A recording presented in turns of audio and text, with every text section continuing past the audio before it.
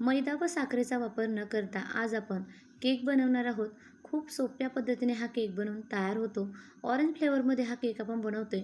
यामध्ये आपण कुठलेही ॲडेड रंग वापरलेले नाहीत.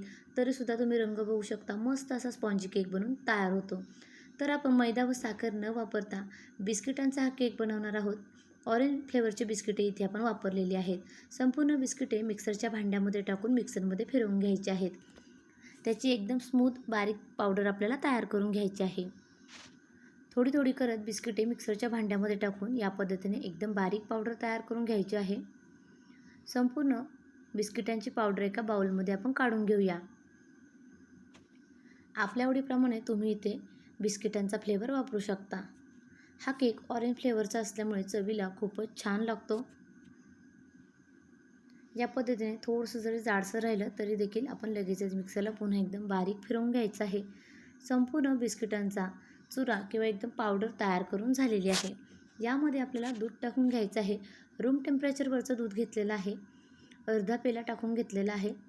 सुरुवातीला थोडंच दूध टाकून घ्यायचं आहे, कारण यामध्ये अगोदरच गोडवा आहे, बिस्किटांमध्ये साखर आहे.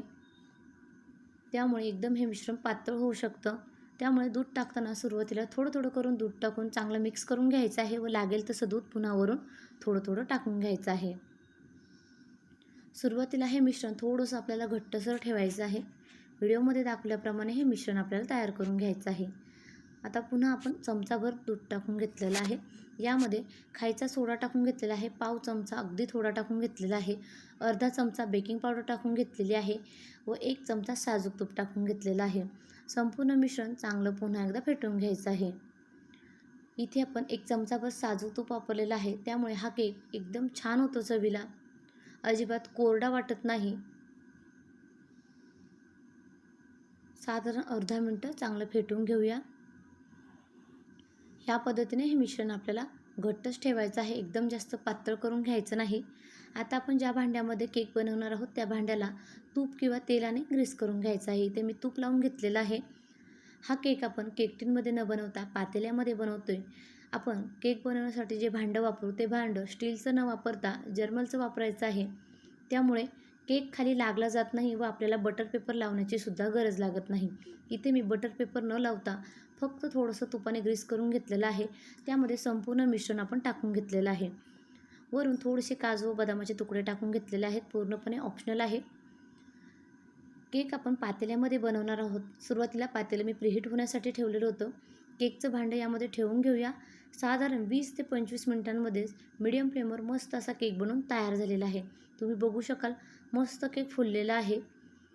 केकचं पातेलं बाहेर काढून घेऊ व पूर्णपणे थंड करून घेऊ. त्यानंतरच आपल्याला केक डिमोल्ड करायचा आहे.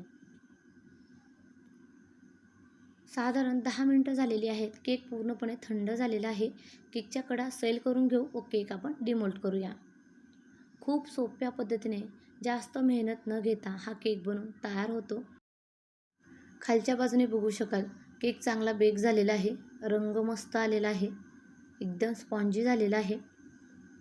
जेव्हाही कधी आपल्याला केक खावासा वाटेल त्यावेळी अगदी 15 ते 20 मिनिटांमध्येच हा मस्त असा केक बनवून तयार होतो. त्याचबरोबर मैदा, साखर न वापरता अगदी सोप्या कमी स्टेपमध्ये हा केक बनवून तयार होतो. चवीला खूपच छान होतो. तुम्ही देखील माझ्या पद्धतीने हा केक एकदा नक्की बनवून पहा. रेसिपी आवडल्यास कमेंट बॉक्समध्ये नक्की कळवा. व्हिडिओ आवडला असेल तर लाईक करा. आपल्या चॅनलला सबस्क्राईब करा.